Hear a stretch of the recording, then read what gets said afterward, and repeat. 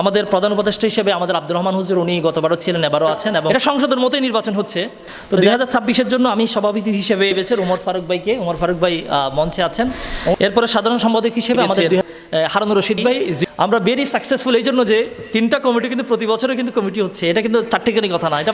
তো আরেকটা বিষয়, আর নির্বাচনের ক্ষেত্রে আজকে আমরা যেহেতু নির্বাচনের আনুষ্ঠানিক নির্বাচন 2-3 ধরনের হয়, আপনারা সংসদে দেখেছেন, সেখানে হচ্ছে হাত তুলে ইয়েস অর নো, ওইটা একটা নির্বাচন কিন্তু। তো আজকের নির্বাচনটা ওভাবেই হচ্ছে, আমরা সামনে থেকে ব্যালটের মাধ্যমে নির্বাচন করব। তো আজকে নির্বাচনে যদি ভিন্ন মত থাকে তো আপনারা হাত তুলবেন। যদি আপনারা নর্মালি আমরা ধরে নিব যে আপনারা রাজি আছেন আর কি। মেজরিটি যদি হাত তুলে যে রাজি নেই, তাহলে সেক্ষেত্রে আমরা নির্বাচনটা অন্যভাবে করব।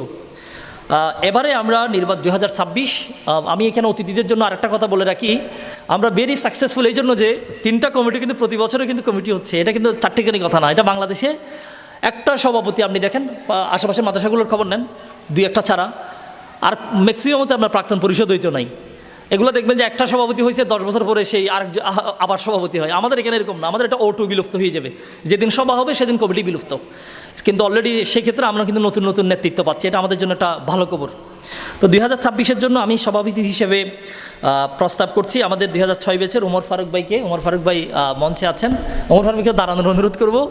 এটা হচ্ছে প্রস্তাবনা দিচ্ছি আপনাদেরকে, আপনারা যদি ওনার পক্ষে যদি থাকেন একটু হাত তুলবেন। ধন্যবাদ। সবার এটা সংসদের মতোই নির্বাচন হচ্ছে। তো যাই হোক, সবাইকে ধন্যবাদ ফারুক ভাইয়ের প্রতি আস্থা রাখার জন্য। তো আজকে থেকে ফারুক ভাই হচ্ছে আমাদের সভাপতি, আনুষ্ঠানিক সভাপতি। এরপরে আমরা সাধারণ সম্পাদক হিসেবে আমাদের, আচ্ছা, ফারুক ভাই সম্পর্কে আরেকটা কথা বলি। ফারুক ভাই কিন্তু শুরু থেকে অ্যাক্টিভ। এখানে আসলে অনেক প্রতিষ্ঠান আছে, এগুলো সিনিয়র দেখে সভাপতি করে। আমাদের এখানে সিস্টেমটা আলাদা, আমরা হচ্ছে যারা যারা কাজ করে তারাই হচ্ছে এখানে আসলে দায়িত্ব গ্রহণ করে। এখানে ইনঅ্যাক্টিভ কাউকে দেখবেন না, গতবারে যারা ছিল তারাও কাজ করছে। ফারুক ভাই প্রতি কোনো প্রোগ্রাম উনি মিস দেয় না, এই জন্য আমার মনে হয় this is the perfect selection.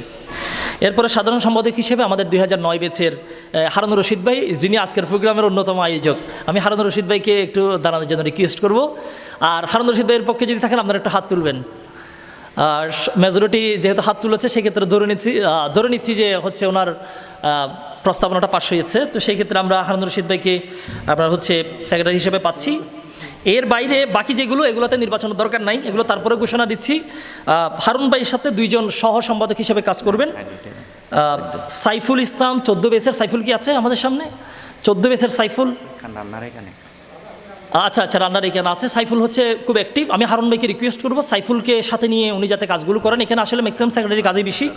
এরপরে হচ্ছে 2016 ব্যাচের হচ্ছে পারভেজ কি আছে মনে হয়? রান্নার এখানে আছে মনে হয় না? আচ্ছা, পারভেজও কিন্তু খুবই অ্যাক্টিভ, 16 সালের বেশ। তো যাই হোক, আমাদের হচ্ছে সাধারণ সম্পাদকের সাথে 2 জন এজিএস থাকবেন, সাধারণ সম্পাদক পারভেজ মুশারফ এবং সাইফুল ইসলাম। হারুন ভাই হচ্ছে লাকি, কারণ 2 জন অ্যাক্টিভ মানুষকে পাচ্ছে।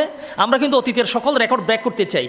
এবার এখানে এমন কিছু কাজ আমরা করব, মানে অতীতের যত রেকর্ড আছে এগুলো আমরা একটা ব্রেক করতে চাই, এবং মাদ্রাসা যাতে আমাদের উপর আস্থা রাখে। বিশেষ করে আমরা মাদ্রাসার ফান্ডিংয়ের ক্ষেত্রে আমরা ইনশাল্লাহ এবারে আগের তুলনায় আমরা একটু বেশি কাজ করবো ইনশাল্লাহ। এই জন্য আমরা আজকে কিন্তু বরাদ্দ বেশি করি নাই, আমাদের নতুন সভাপতি আছেন, এই জন্য আমরা এই জায়গায় একেবারে চাকচিক্য বরাদ্দ কিছুই রাখি নাই, কারণ আমরা চাচ্ছি আসলে মাদ্রাসাদের আমাদের যাতে কন্ট্রিবিউশনটা আরও বাড়ে। তবে ওনার সামনে আরেকটা ঘোষণা দিতে চাই, সেটা হচ্ছে আমাদের মাদ্রাসায় যদি ইনশাল্লাহ সামনে আশা করি ভালো করবে অ্যাপ্লাস যদি পাই, সেক্ষেত্রে আমার মনে হয় আমাদের সহযোগিতাটা কয়েক গুণ বাড়বে। কিন্তু আমরা একটু অ্যাপ্লাসের জন্য হা করে আছি, 2-3টা অ্যাপ্লাস আসুক, এটা আমাদের আসলে একটু প্রত্যাশা। এরপর হচ্ছে অর্থ সম্পাদক হিসেবে আব্দুল্লাহ, সাংগঠনিক সম্পাদক আরিফুল্লাহ 18। এটা কিন্তু মোস্ট ইম্পর্ট্যান্ট একটা পদ, আরিফুল্লাহ। আরিফ পিছনে আছে, আরিফও কিন্তু খুব অ্যাক্টিভ। আমি আরিফকে রিকোয়েস্ট করবো হারুন ভাইয়ের সাথে সমন্বয় করে এবং সভাপতির সাথে সমন্বয় করে ফুল স্পিডে কাজ করার জন্য।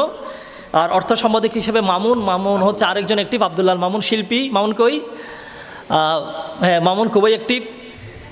মামুন অর্থ সম্পাদক। এর বাইরে হচ্ছে প্রচার সম্পাদক হিসেবে আব্দুল্লাহ হাসান রানা, ও অ্যাক্টিভ ছেলে। রানা কই?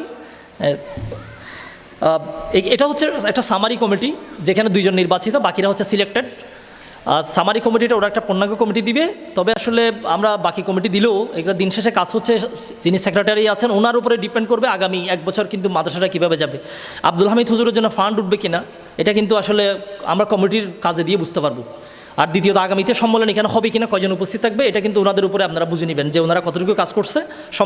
আগামী সম্মেলনটা করাও কিন্তু ওনাদের দায়িত্ব।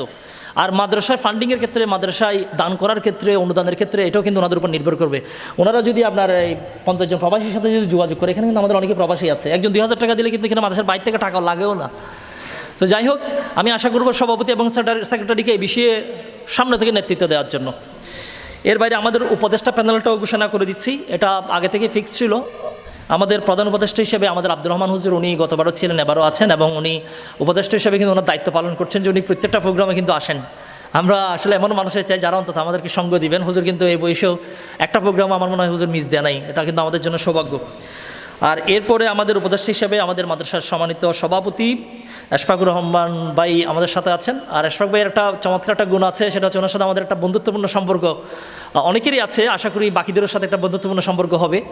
ওনার বিষয়ে সমালোচনা করা যায়, ওনাকে বলা যায় যে ভাই এটা ঠিক হচ্ছে না, এটা কিন্তু একটা ভেরি গুড সাইন যে মাদ্রাসা পরিচালনা কমিটির সাথে আমাদের একটা ভালো সম্পর্ক হবে ইনশাল্লাহ। এরপরে আমাদের মাদ্রাসার যিনি অধ্যক্ষ হুজুর আছেন আবুল বশর হুজুর, উনিও আমাদের উপদেষ্টা হিসেবে থাকবেন পদাধিকার বলে। এরপরে আমরা এক্সট্রাভাবে হচ্ছে তমিজউদ্দিন হেলাল ভাই এবার আমাদের উপদেষ্টা হিসেবে যুক্ত হচ্ছেন। এর বাইরে ফোরকান আলাহি ভাই আমাদের উপদেষ্টা হিসেবে থাকবেন, আমাদের মুমিনুল হক মুমিন ভাই উপদেষ্টা হিসেবে থাকবেন।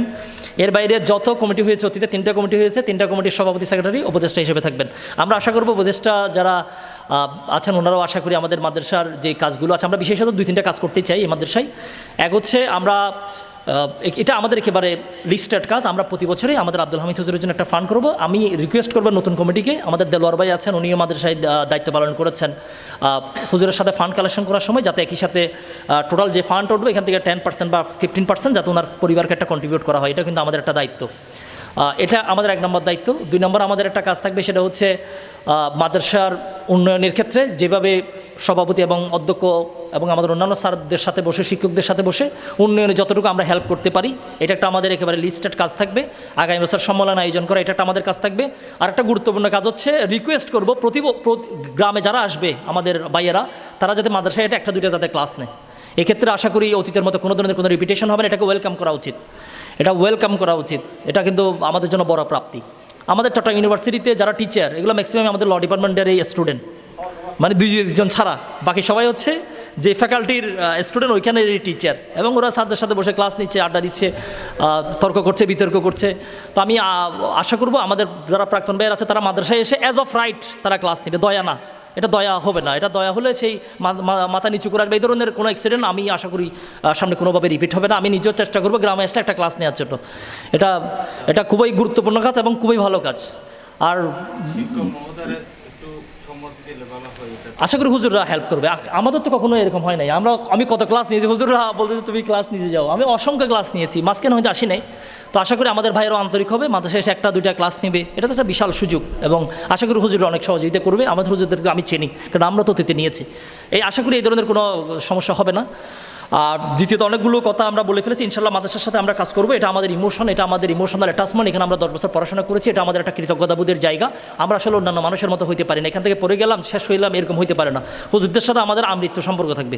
হুজুরও আমাদেরকে, আমাদের আল্লাহ না করো কেউ যদি মারা যায়, আমাদের সাথেও হুজুররা আজীবন আমাদের জন্য দোয়া করবে।